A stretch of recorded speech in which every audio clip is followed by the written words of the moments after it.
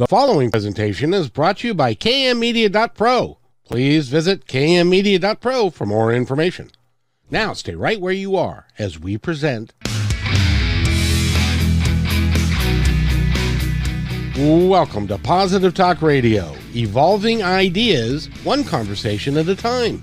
Great guests, dynamic stories and interviews, plus new thoughts on a wide range of topics and concepts. I hope that you'll hang with me, Kevin McDonald, my friends, and of course, you. As together we work to understand why we are all here and what we can do to make our world a better place for all of us. To be happy, be kind, and live in peace together. Yep, that's Positive Talk Radio.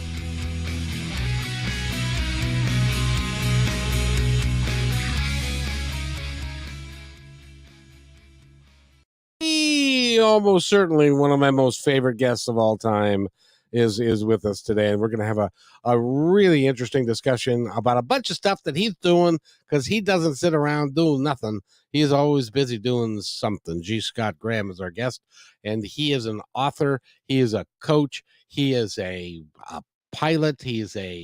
I'm a pilot now. That's because you just found that out. I just found that out. That's right.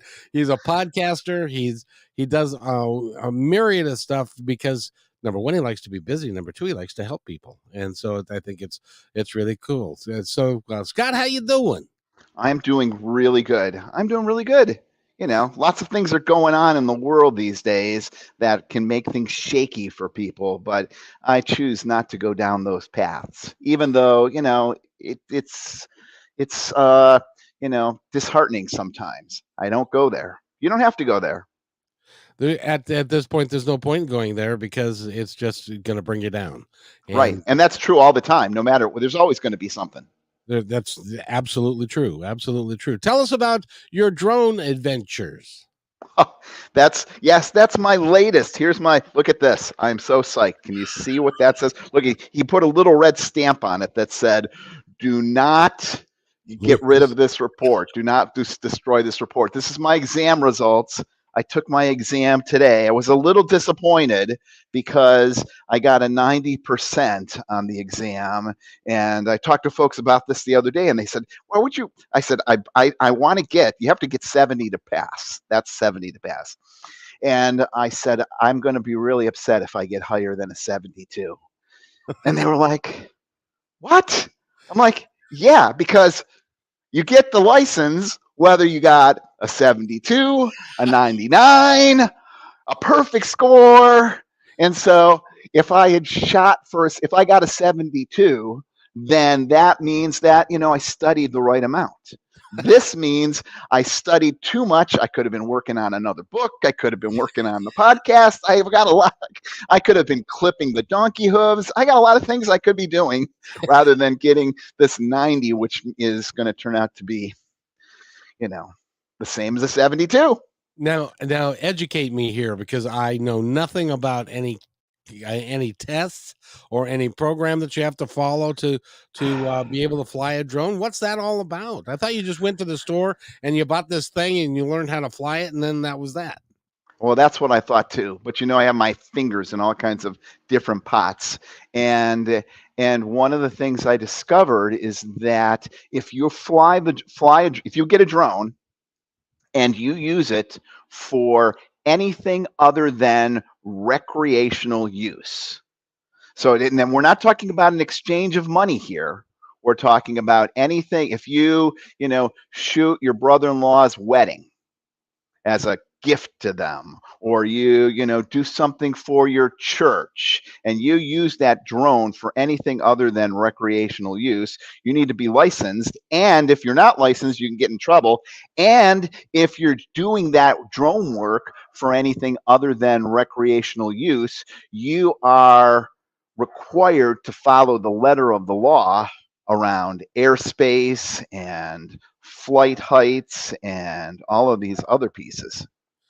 You know, it's interesting because my mother, we recently sold her house, and they had a guy with a drone who took pictures of the outside of the house and was flying around the neighborhood and all that kind of stuff. So he must have had to have a license too. He should have had a license. Lots of people don't.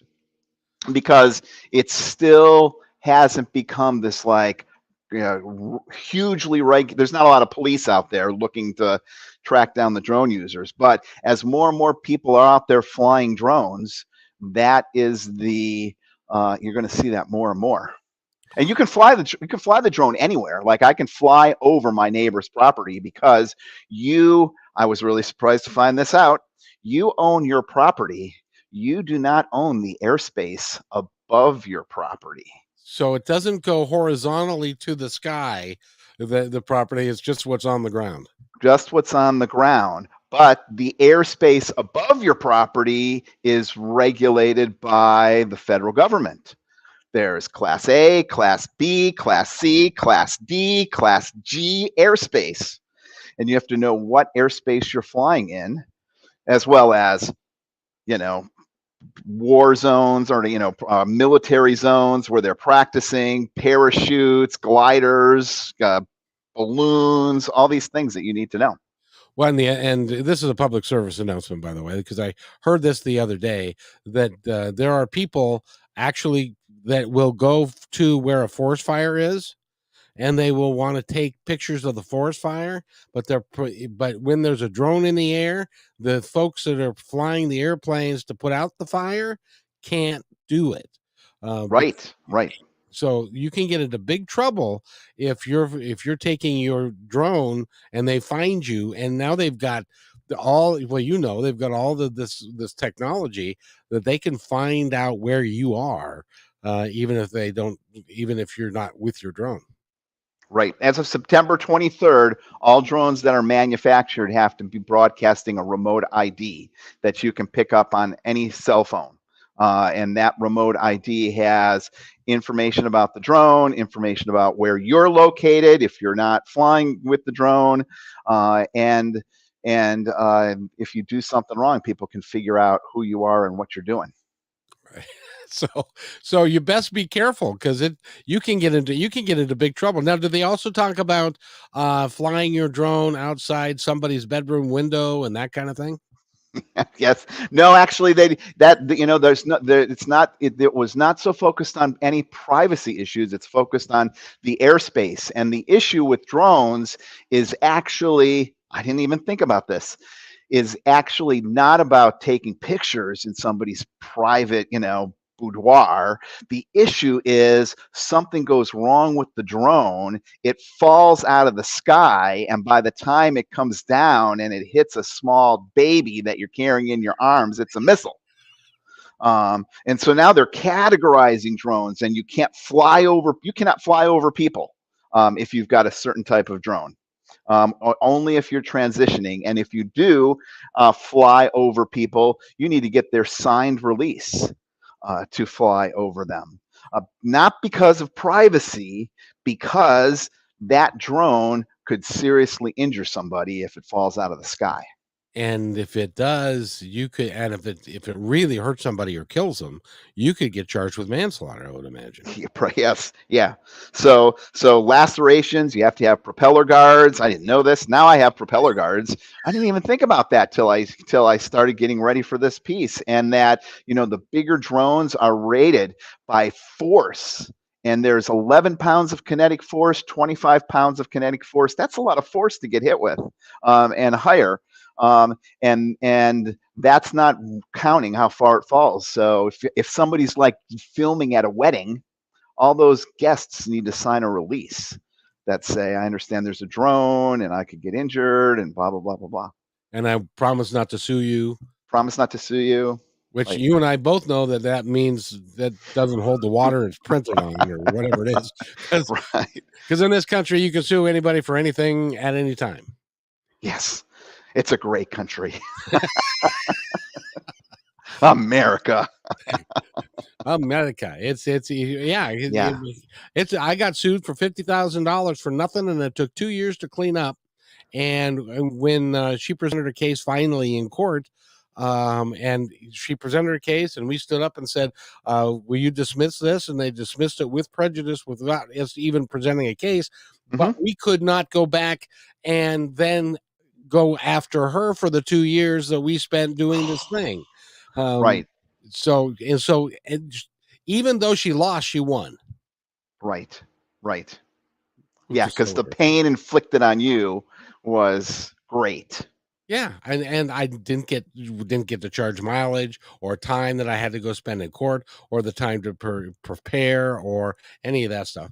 So I think it's wise to get a release anyway. So if you're talking, So we're talking about the drone piece, and that's we're talking about the legalities of flying the drone, but there's a bigger piece around this, and that is the importance of stretching yourself.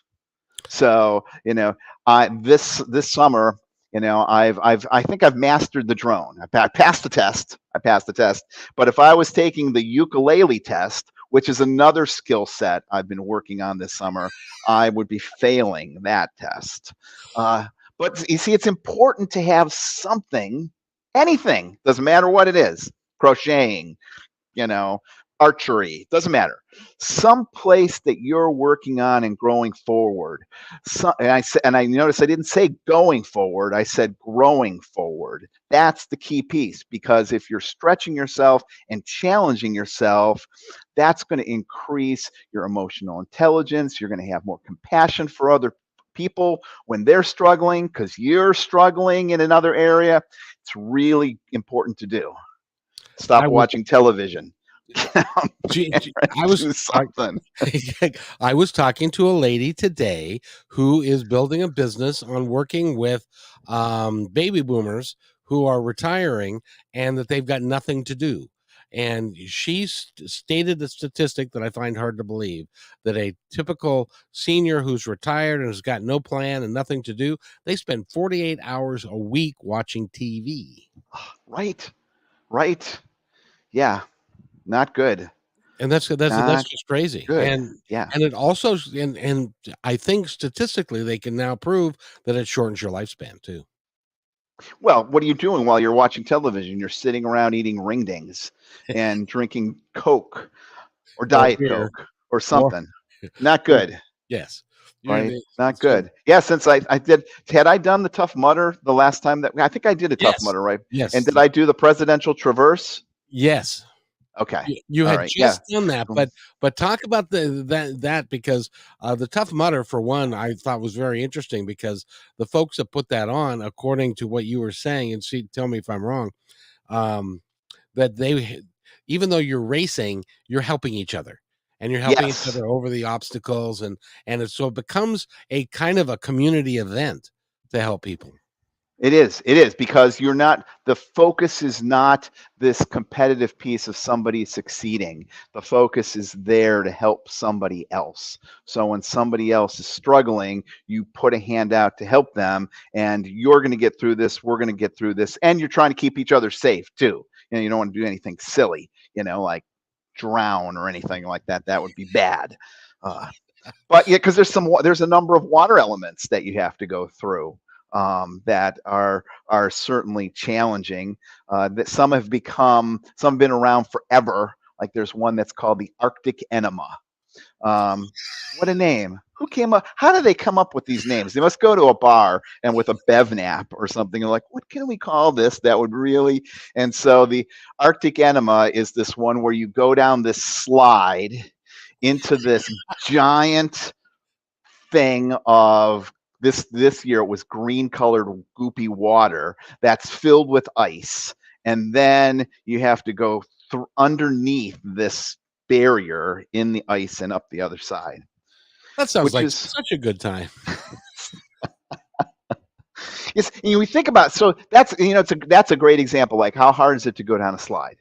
It's easy to go down the slide, right? It's not like you're having to do 4 million push-ups to go down a slide. You get your butt on there and you just slide down, and then how hard it is to like go under and then go underwater for like 2 feet and come up the other side. You hold your breath and there it is. But it's this ice and mental challenge that becomes this breaking point for a lot of folks. I can't do it. There's green goo that you've got to go into and stuff. Yes. Yeah. That's new this year. I haven't seen the color. There was green stuff and red stuff. I mean, they were just putting goop in the water to make it colored. But you told me that, and I thought it was really interesting that there was one of the contestants was an 80-year-old man, and he had like an entourage around him, He making sure did. that he made it through. He did. He was actually there with his family, and they were running.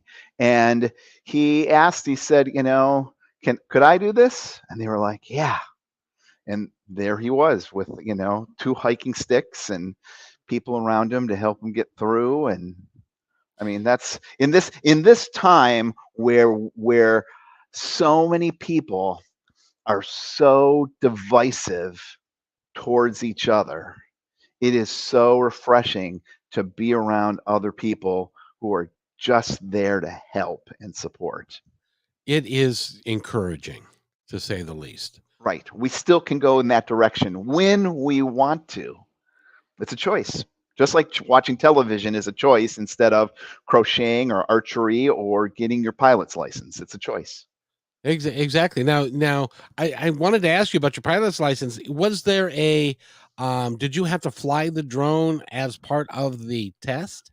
No, it was all about regulations, weather, airport control, knowing, when you have to get permission to do certain things, how high you can fly the drone. So it's not a skill-based test because different drones have different, so this license allows me to fly a winged aircraft, unmanned aircraft.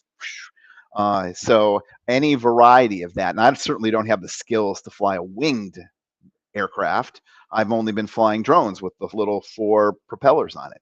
So it's really focused on making sure that it's like with driving, the rules of the road, what you do at a stop sign, what it means to pass, what a train thing means and all this other stuff.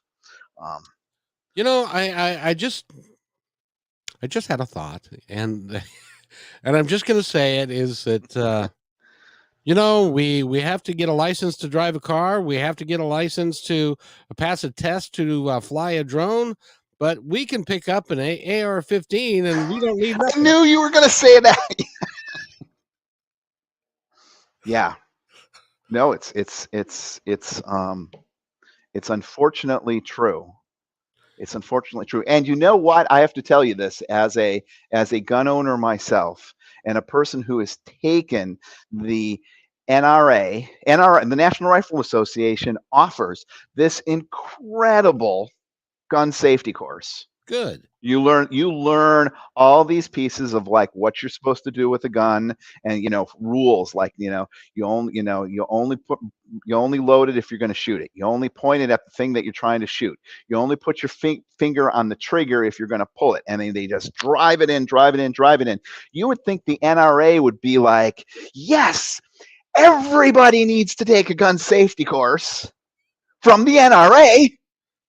Yeah, of course. They can in order to get a gun, because it is a really good course that they put on, and we would have such a shift if people had to take that NRA safety course in order to buy a gun. That's just my opinion as a person who took the course.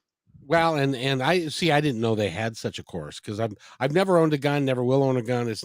I don't need to. I'm not out in the woods. I'm in Seattle. We don't have anything that's going to kill you necessarily. I live in an old folks community, so I don't need to half my neighbors I've never even met because they're in front of their TV for 48 hours watching TV. Yes.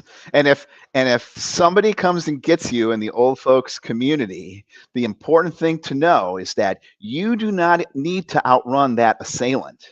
You just need to outrun the slowest person in your retirement community.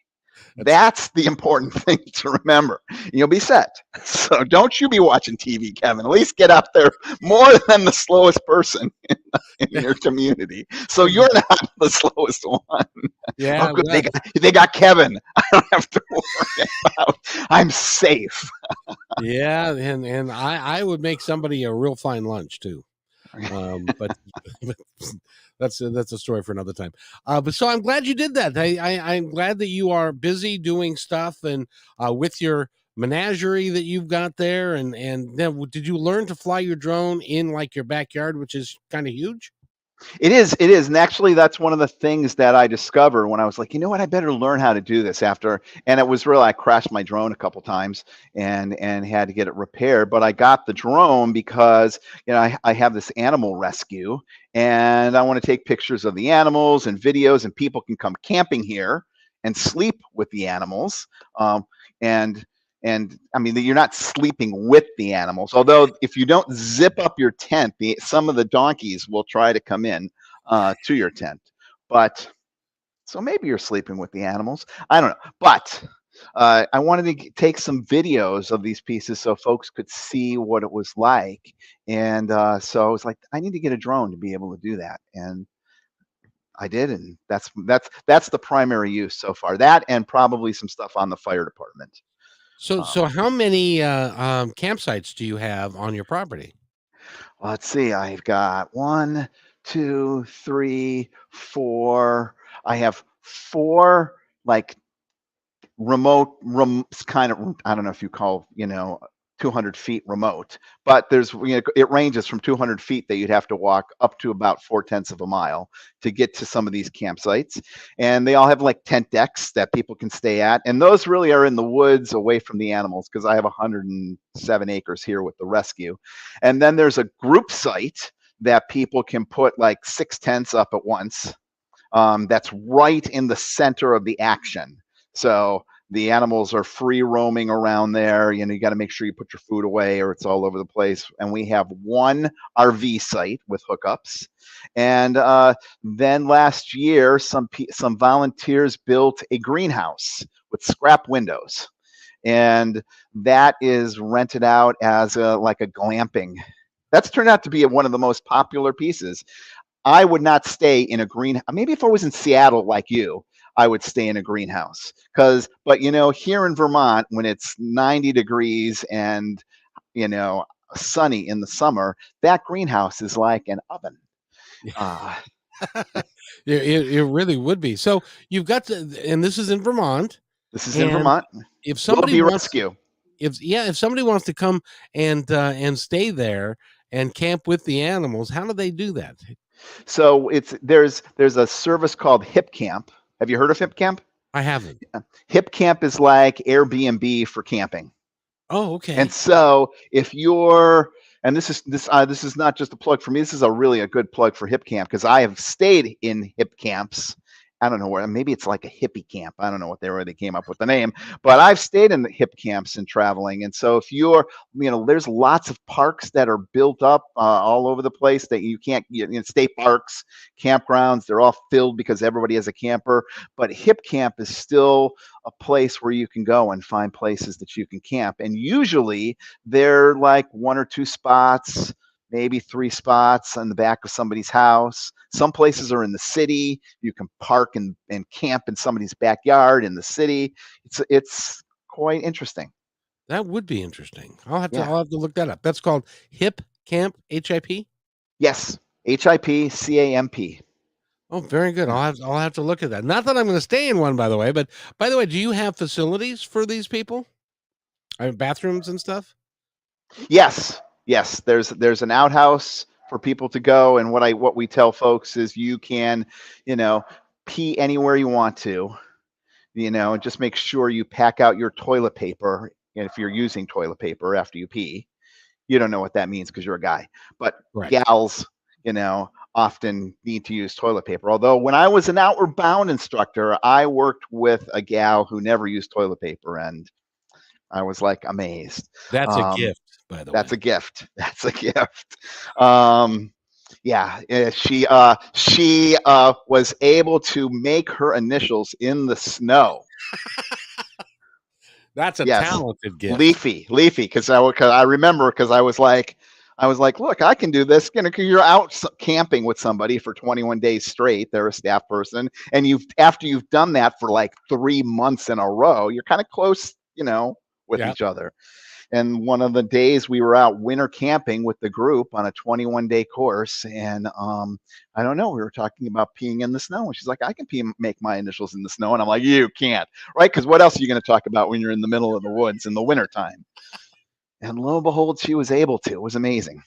It was amazing. That's a story that needs to go into a book. Yes. That'll be one of my other books. Yeah, the gal that could pee in the snow and make her name. So, yeah. But so you've got 100 acres. But so when do you have time off? Because do you just let that flow, or do you have to clean it? And I'm busy. I'm busy all the time with lots of things, and so sometimes my life feels like it's plate spinning. So if you think of that metaphor, like if you ever see a plate spinner, they're like going over here, and just as they get like they're fine with maybe 2, then they put in 3, and then they got 5, and then they got 10, and then you see them running over to one side, and then they're running over to the other side, because then the first plate they got starts to get a little wobbly, right? And so that it feels like plate spinning at sometimes, but I'm committed to. Somebody said, why do you do all this? And part of it is that it's energizing for me, because I don't want to be in a retirement home just watching TV. I've got a lot of I have a lot of interests, and I'm good at a lot of different things, fortunately or unfortunately, and this rescue was a piece that I started with my spouse, and this is carrying on his vision, and I'm committed to making sure that that vision gets carried on, because that's a way to keep him alive. That's very important. Yeah, that's very important. And it's also very important for you to keep his memory alive in everyday life for you too. Right. And I've grown to really love the animals. They know me. They're very, gregarious. I was in a meeting on Tuesday morning at 7:30 in the morning. I was in a Zoom meeting, and we're in Vermont, so it's rural. So, I don't. My front door was open. It's not locked. It's not. That's just the way it is. And so I was on the phone, and the dog started barking, and I'm like, I'm trying to have a Zoom meeting here. And I said, hold on. And I went up, and in the kitchen was one of the pigs that just, Wilbur opened the door with, it was like open this big. He put his snout in there, opened the door. And then one of the chickens was like, where are you going? I'm coming too. And so, but there was a pig and a chicken. I felt like, do you ever see Green Acres? Yes. That's what it feels like sometimes. I'm like, get out of here. So you got pigs, you got chickens, you got donkeys. What else you got? We have one rescue peacock. We've had more than, but we currently have one. There's 3 pot-bellied pigs. I'm looking for a home for one of them, because I try to keep them in pairs, because the animals, interestingly enough, a lot of times, this is going to generate hate mail from folks. That's okay. Send it all to Kevin. I'm there for you. A lot of times when people start these like rescues, it's like a really fancy way to say hoarder. And so I am definitely not that way. I don't want a million animals running through here. And so I actively try to rehome animals, but I keep a couple around. So we've got 2 donkeys. I want to keep 2 of the pigs. That's why I'm working to rehome the 3rd. There's 3 alpacas, 2 sheep, and these animals really serve as the camp counselors, for lack of a better word.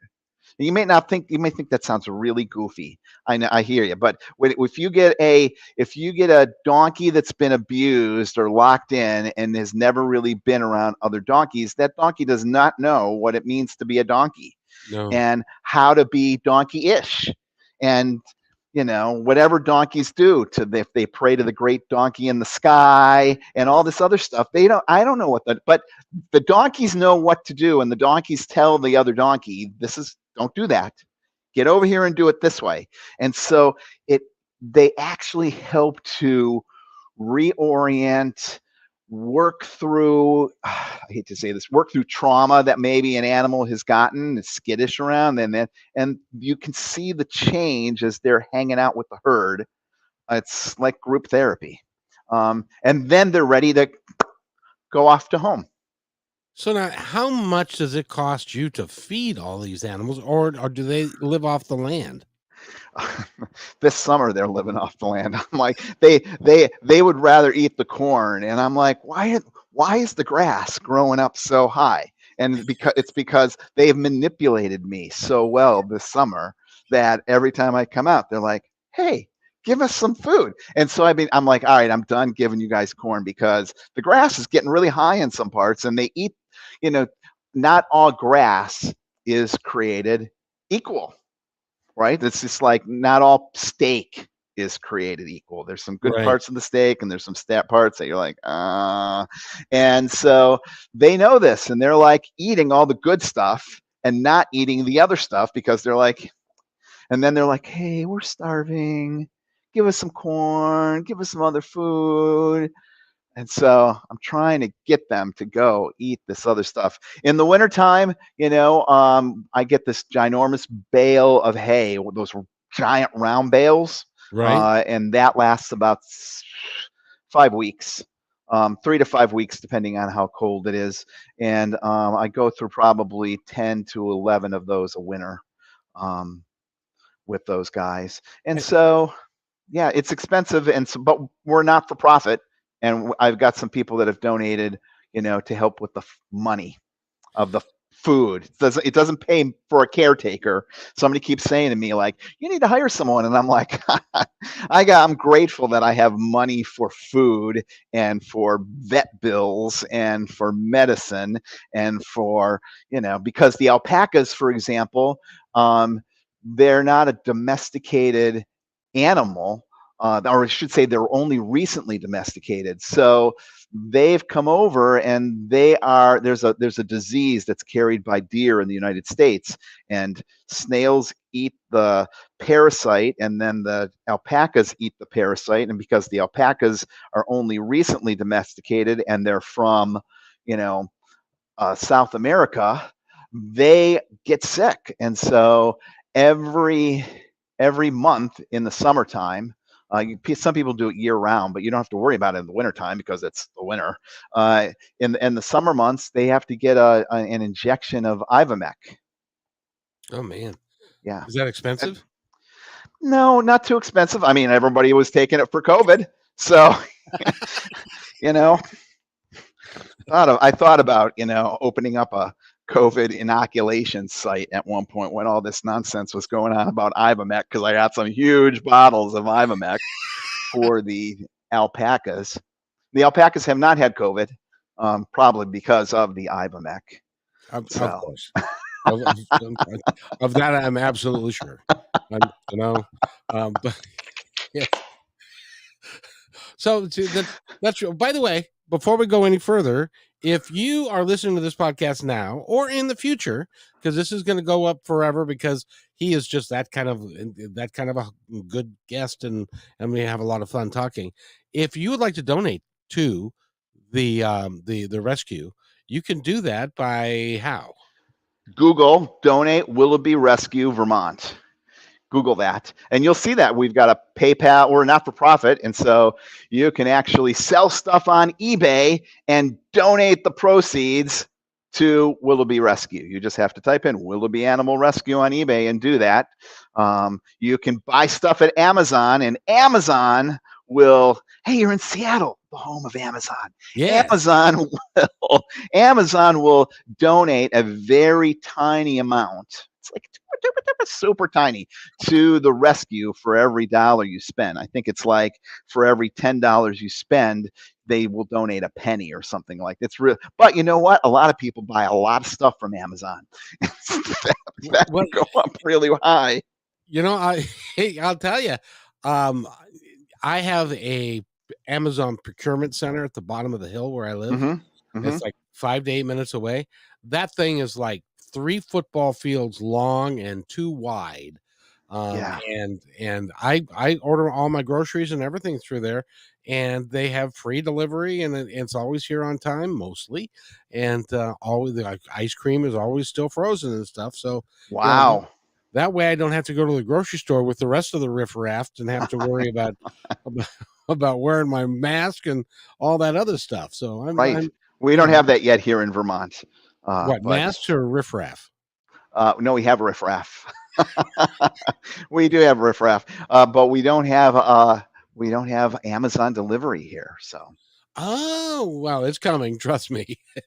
It will be coming. I wanted to ask you too, since I live in Seattle and we've got all kinds of homeless people here. Do you ever get invaded with homeless people that kind of homestead on your property? I've had a couple, I've looked for some homesteaders actually trying to develop the property, and it's actually turned out to be a very disappointing process because what I've said to folks was, you want a homestead, I've got 107 acres. This is the problem with homesteading, is that somebody has the heart to do that, but they don't know if this is really the path for them. Right? It's like someone says, my parents say I should be a dentist. And then, they go to dental school and they're in there for 2 years and they pass out when they're doing dental work. They're like, God, I wish I had known that. Right? It's the same thing with homesteading. But for most folks, it's really difficult to really just try it out. You have to have a chunk of money to buy a chunk of land, and then you're in. And then if it doesn't work out, you're stuck with the land. What do you do? Is it, how does that go? So I thought, you know what, this is the opportunity. I will, let somebody come here for 4 years rent free. That's it. You can come Wow. here for 4 years rent free. I'm not making any obligation after that 4 years. If you come here for 3 months and you're like, I can't stand it, and you're gone, no hard feelings. After 4 years, maybe I'll bring somebody else to try it out for, rent free for a period of time. Take what you have that's not screwed down. You can take it with you. If you dug a well, you can't take that with you. That's got to stay there. But that's your opportunity. And I put that out there, and I've had people that were like, well, why don't you just give me the land forever for free? I'm like, really? Really? I had somebody that said, why would I came up with a whole little math equation. They says, why would I stop living in my apartment and come live out there for 4 years if I'm not going to be able to live out there for the rest of my life? And I said, well, let's just think about this. You're paying $1,000 a month for your apartment, hypothetically speaking. That's $12,000 a year, right? So that is $48,000 over 4 years. If you spent $10,000 building stuff that you said, okay, I'm not even going to take it with you, it's just keep it all, you're walking away with $38,000 and 4 years experience in your property that you can then say, I'm going to go do this, or I'm not going to do this. I'm going to take that $38,000 and I'm going to buy a house in suburbia because this isn't the life for me. I don't know. It seems like good math to me. I wish someone had done that for me when I was younger, but I can't find any takers. Isn't that interesting? Yeah. That's because there's a segment of the population that would like to be off the grid, as they say. Yeah. And because they either don't like people well enough, or they just want to be in the woods. And it seems to me that they could take an acre or two and Absolutely and figure it out. yeah, and then I wanted to ask you too. You have this great big group in the middle where you can have a group of folks come and stay. Yep. Are you able to sleep at night, or are they loud and obnoxious? Nope. People are usually really respectful and quiet. And if they're not, I go out and say, knock it off. So, because the animals need to sleep, right? So people are aware of that. So when people come, I make sure that people know that, and most people that are coming here out in the boonies aren't coming here to party or carry on and do whatever. You see that in like regular campgrounds, right? Yeah, like camping in regular campgrounds has become kind of riffraffy, right? Neon lights, neon sparkling, and I mean, just like goes on and on. People have their like connecting devices that connect to satellites and stereos, and it's just like a big party. But someone comes here, especially if they choose to go for one of the more remote hikes in the woods, people are hoping to try to get away. I never Right. understood why somebody would spend $150,000 on a motorhome and drive it down the road and take it to a campground and then stick up your satellite TV so that you can watch TV. It's like you're just at home. You just spend 2 hours or 8 hours to get there. I've never understood that. If you're going to go camping, go camping. Go into the woods. Go do some stuff. You know what it is? It's the piece we talked about on another podcast. Hey, Ken just said hello, Scott. Someone just popped in. Hi, Ken.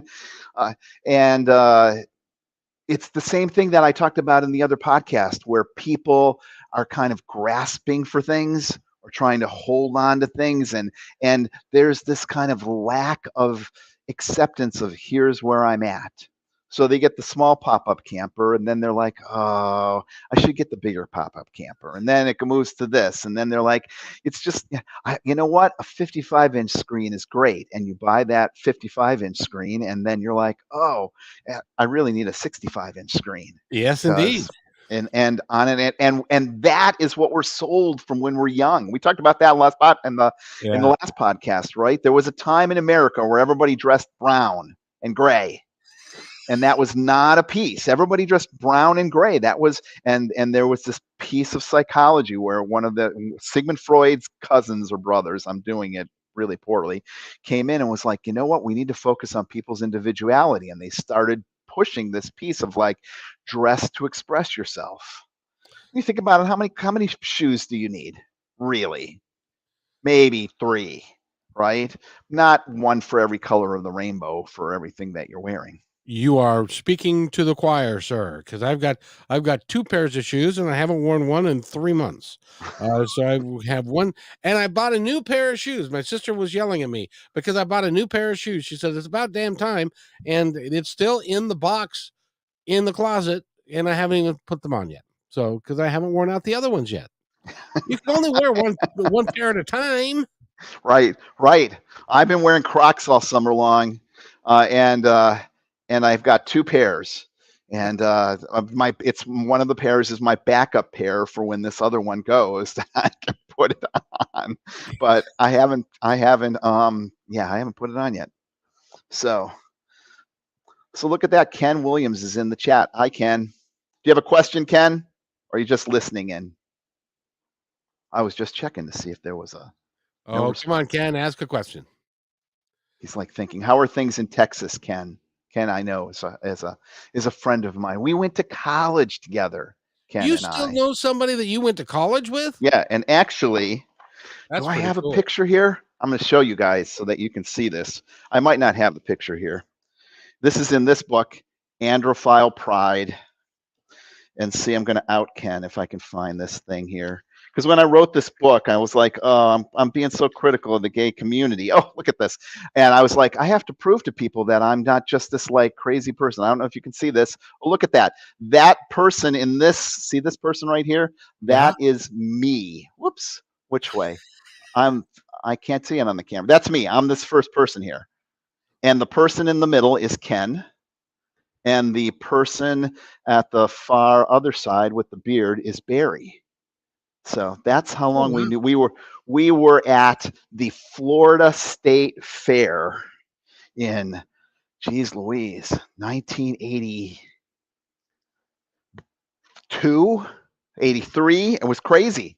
I mean, people were catcalling. I mean, they were really obnoxious, but that's why we're all in ties, because we wanted to be like very professional. Here we are. This is the image we wanted to kind of present.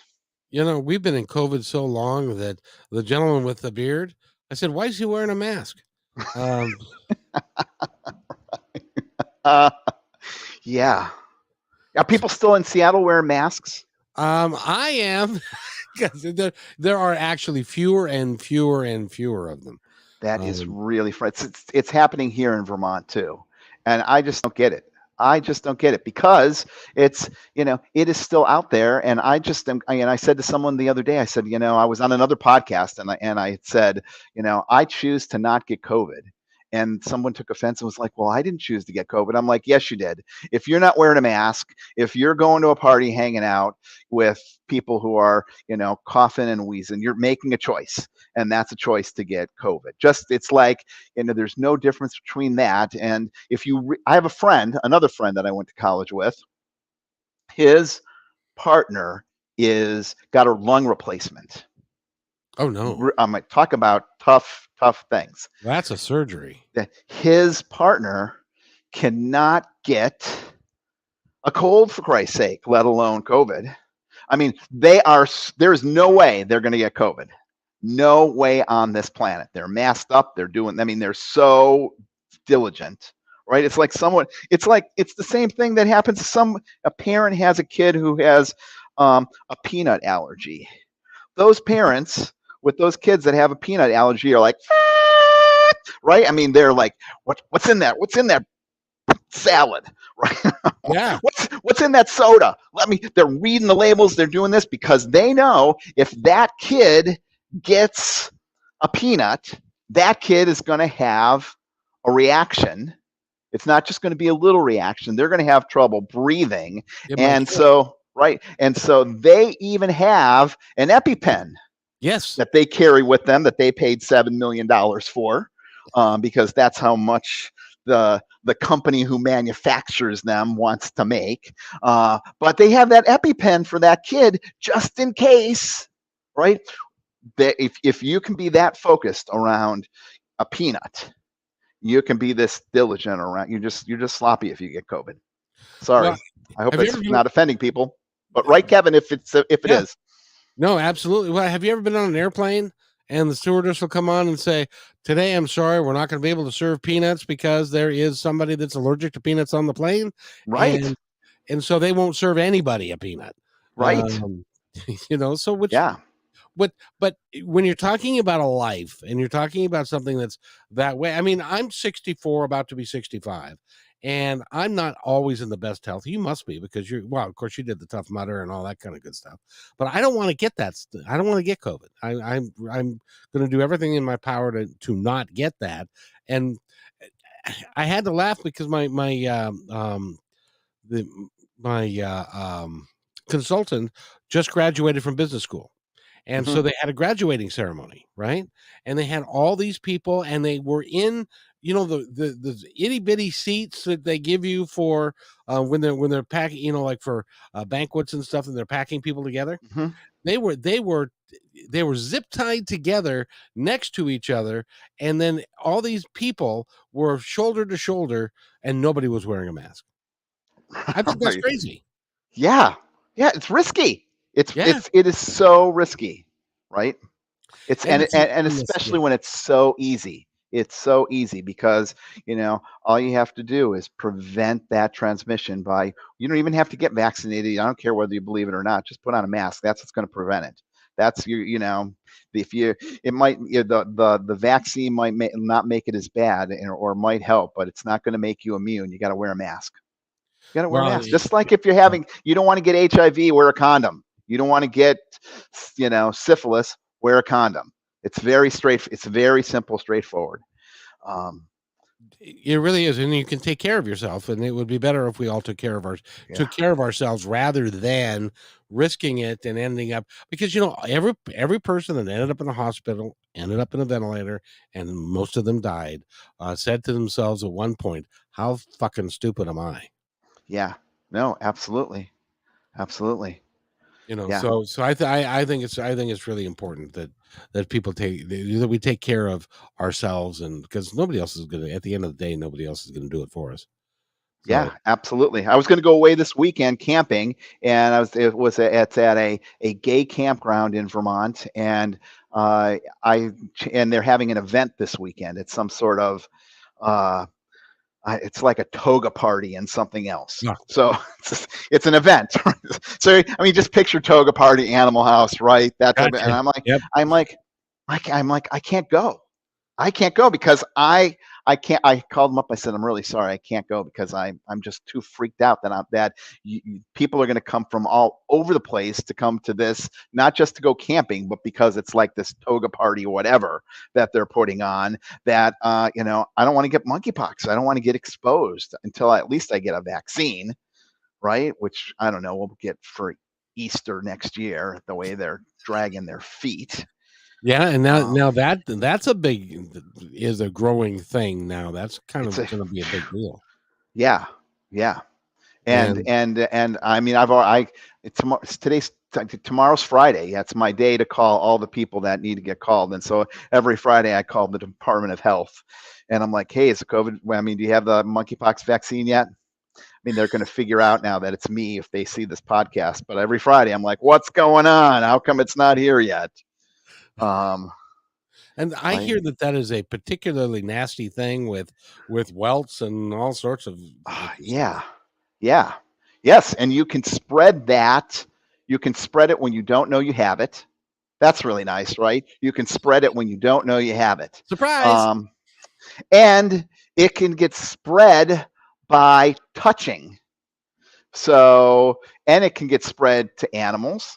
And it can get spread through linens. So if somebody has monkeypox and sleeps in your bed and they've got some sores and they're contagious, and then they get out and go home, and then you get in your bed and get it, you can get monkeypox. Really? This is from the CDC. You not want to be around any human being ever again. Come to Vermont. Yeah, so as I was thinking about it, I'm like, I can't go because I'm going to go there, and then I'm going to be paranoid. I'm going to be like avoiding folks, and people are going to think like I have mental health issues because they'll be like, stay away. Well, you're not going to have a good time no.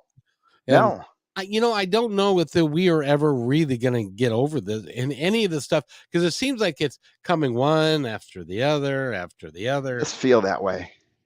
It does feel that way. It's hard. It's hard to figure out exactly how much is being hyped up by the media and how much is really accurate, right? It would be nice if there wasn't if they weren't using such flowery adjectives and adverbs in all the headlines that are, that come out, and it was, just said this thing happened, but there always has to be a little bit of a oomph to it, and that really gets people wrapped up with, that it's this grasping thing that we talked about at the last podcast, grasping or pushing away, right? I don't want to get it. Creates fear and anxiety, or it creates attachment, and those are the things that